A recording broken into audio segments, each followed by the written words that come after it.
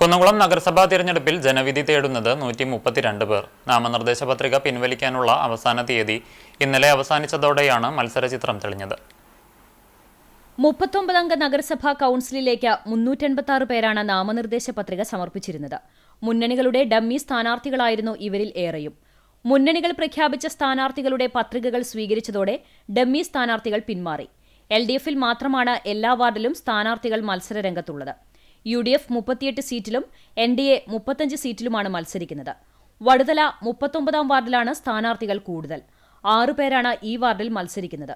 കഴിഞ്ഞ 2 തെരഞ്ഞെടുപ്പുകളിലായി ഭൂരിപക്ഷം ഇല്ലാതിരുന്നിട്ടും കഴിഞ്ഞ 2 തെരഞ്ഞെടുപ്പുകളിലായി LDF ആണ് ഭരണത്തിലുണ്ടായിരുന്നത്. കഴിഞ്ഞ തെരഞ്ഞെടുപ്പിൽ കോൺഗ്രസ് വിമതന്റെ പിന്തുണയിലായിരുന്നു ഇടത് ഭരണം. കോൺഗ്രസിനെ മറികടന്ന് BJP മുഖ്യപ്രതിപക്ഷമായതും കഴിഞ്ഞ തെരഞ്ഞെടുപ്പിലായിരുന്നു. RMPയും ശക്തമായ സാന്നിധ്യമാണ്. പത്രിക സമർപ്പണത്തിന്റെ നടപടിക്രമങ്ങൾ പൂർത്തിയായതോടെ അരയും തലയും മുറുക്കി പ്രചരണ പ്രവർത്തനങ്ങൾ ശക്തമാക്കുകയാണ് മുന്നണികൾ.